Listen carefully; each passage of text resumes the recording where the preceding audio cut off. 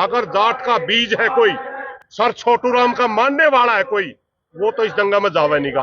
और उन्होंने सिर्फ एक ही बात पूछी थी इन पे पहला, भाई मारा जमाई कौन सा हो बताइयो। जमाई पाया नहीं, वो मेरे में सारे बराती हो, बरातिया ने प्रसाद मिल गया। मैं हिंदू हूँ मगर कोई आरएसएस का गुंडा मेरे को ये नहीं बता सकता। हिंदू धर्म का ठेकेदार नहीं आरएसएस है। हिंदू खतरे में नहीं है, ना कभी था। वो उनकी पोल पार्टी वो खतरे में है। वो अपनी चप्पल ठा लिया, मैं वास्ता जाके पलम। हाँ वेरी गुड। हमारी छोरी आगे बाल पकड़ पकड़ पाड़े थे उड़े। वो बाबे पूछो ना, बाबे कड़े 13 लाख बाबे इकट्ठे हुए थे।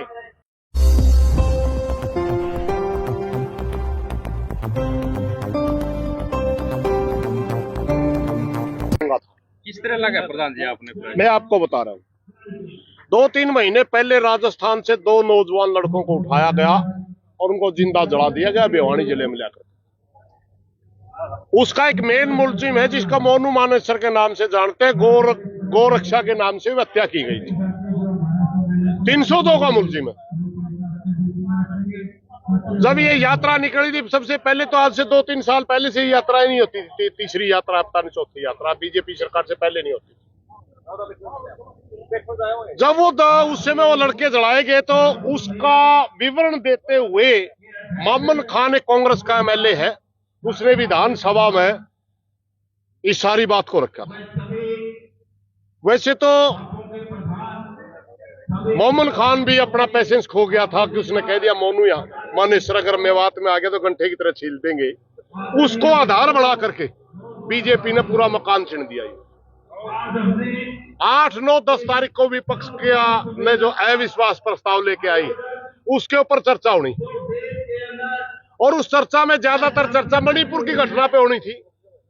विपक्ष ने कौन को सरकार ने ऐसी चीज चाहिए थी जो बराबर में पैरेलल बीजेपी के लोग बोल सके देश का ध्यान बंटवाने के लिए। इसलिए उस बयान का बेस बना करके मोनू मानेसर से वीडियो डलवाई गई कि मैं मेवात आ रहा हूं, उस यात्रा का नेतृत्व करूंगा, और वो कहे है कि मैं तारे जमाई आवे।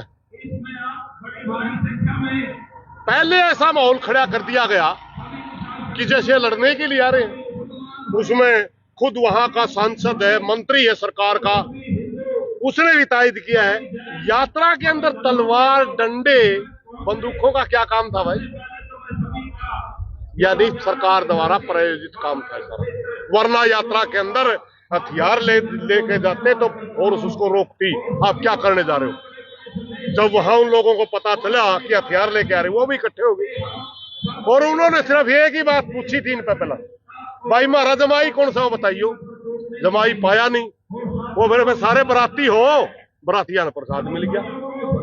लेकिन हरियाणा का भाईचारा एक था, एक है, एक रहेगा। इस तरह के वाहियत गुंडों के साथ लगकर हरियाणा का भाईचारा हम खराब नहीं करने देंगे।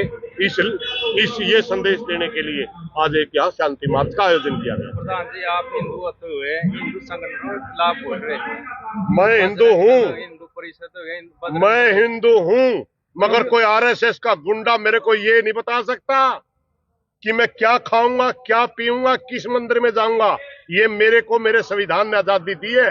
आर्टिकल 19 के अंदर हर व्यक्ति अब बोल सकता है, अपना संगठन बना सकता है, अपने विचार स्वतंत्र रख सकता है। हम तो इस किस्म के हिंदू थे। हमारा गांव में एक सवाला होया करता और एक दादा खेड़न तो क्या कर दे, ये तो बिना नहीं किसी हिंदू बना दिया हमें, बिना मतलब के हमारा हिंदू धर्म का ठेकेदार नहीं आरएसएस है। हम अपने तरीके के हिंदू हैं और अपने तरीके के रहेंगे। इनकी विचारधारा हम नहीं करते स्वीकार। मोनू मानेसर खुला घूमने लग रहे प्रधान जी, कोई कार्रवाई नहीं, सरकार भी पक्ष ले रही है कि वीडियो में ऐसा कुछ नहीं जिससे विवाद हो। इसी का तो प्रमाण है, यही तो प्रमाण है कि 302 का अपराधी खुला घूमने लग रहा है जिसने 2 लड़के जिंदे जला दिए, और फिर कहते हैं सरकार प्रायोजित कहाँ हुआ। अरे आपसे सीधी बताने लग रहे, सरकार ने करवाया है। अगर आज सरकार प्रायोजित ना होता तो ये 2 व्यक्ति जेल के अंदर होते यात्रा से पहले ही। अगर आपने मोमन खान पर कार्रवाई करनी थी ना, उसको टारगेट बनाना था, बना सकते थे। विधानसभा ऑन फ्लोर बयान दे रखा उसने, तो ये ढोंग करने की क्या जरूरत थी? हमारे 6 आदमी मरवा दिए, यह करने की क्या जरूरत थी? ये सारा सरकार द्वारा प्रायोजित मामला। दोबारा से भी यात्रा कह रहे हैं कि की जाएगी वहीं पर उसी जगह है पूरे दल बल। हाँ, बहुत बढ़िया, धन्यवाद। देखते हैं सरकार क्या करती है, लेकिन हम किसी भी धार्मिक दंगे में शामिल नहीं होंगे। हमारा समाज से हाथ जोड़ करके प्रार्थना है, हम तो करके खाने वाले लोग हैं, हमारा इस लड़ाई से कोई वास्ता नहीं है। जो हिंदू संगठन है वो अपील भी कर रहे हैं कि हिंदू खतरा में है, जिस तरह के हालात है हिंदू खतरे में नहीं है, ना कभी था। वो उनकी पोल पार्टी, वो खतरे में है। वो अपनी चप्पल उठा लिया, मैं वास्ता जाके पना। एक अपील भी करी जा रही है कि जाट कड़ेगा, हिंदू कड़ेगा, ये क्यों नहीं आ गए? हाँ, वेरी गुड। हमारी छोरिया के बाल पकड़ पकड़ पाड़े थे उड़े। वो बाबे पूछो ना, बाबे कड़े 13 लाख बाबे इकट्ठे हुए थे। वो बाबे जाओ नहीं, हिंदुआ के ठेकेदार बने थे। वो बाबे जाओ, मैं बात में सब वो महिला पहलवानों का आंदोलन चल रहा था और दिल्ली पुलिस हमारी छोरियों के बाल पाड़ रही थी।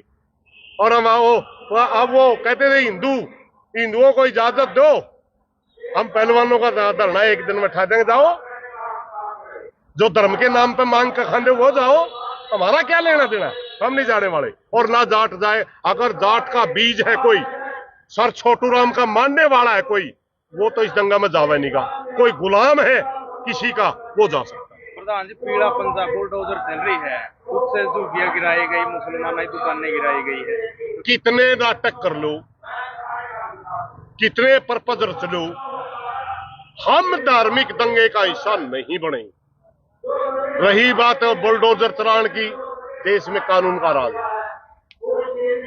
संविधान के तहत देश चलेगा, मन मर्जी से नहीं चलता। ठीक है, 4 दिन की चांदनी, फिर अंधेरी रात है, पावर आ गया हाथ में, उसका मिस यूज कर रही है, देना भी आओ। प्रधान जी, कुछ संगठन है वो बोल रहे हैं 4 दिन खातर सीएम योगी नवला हरियाणा में ले आओ, सीएम बनाए तो अब फिर देखियो किस तरह माहौल पलटेगा। वो बाबे रे और योगी अड़े हैं, वह कर लो जो जानते हो। हाँ, मैं तो जानते हैं, मारली क्लियर ले ले। और रही बात, क्यों नहीं जानते प्रधान जी, आप नहीं जानते हिंदू राष्ट्र बनाए? नहीं चाहते। हमारे आजादी के दीवानों ने जो कुर्बानियां दी, उनका एक विचार था कि हमारा देश आजाद हो, हम अपने तरह का देश बनाना चाहते हैं, एक सेकुलर देश। हमारे देश की पहचान है विभिन्नता में एकता। 40 करोड़ लोग वो हैं जो अपने आप को हिंदू नहीं मानते। कहां छोड़ के आओगे उनको? देश तो बाहर कर आओगे। अरे ये 1% भी खमंगे नहीं इस देश में, ये मालिक है देश के। देश सबका है, हिंदू मुस्लिम सिख ईसाई सभी जातियां यहाँ प्रेम से रहेंगी। हम ऐसे लोगों के साथ मिलकर के इस देश को बर्बाद करने नहीं देंगे। प्रधान जी, एसपी का कहना है कि 900 पुलिस वाले तैनात। आम लोग आएंगे, बड़का का लाल लंगो छिप रह के भेज दिए, और जो नारे लानी है जो पाछे रह गए, पुलिस भी हटा ली।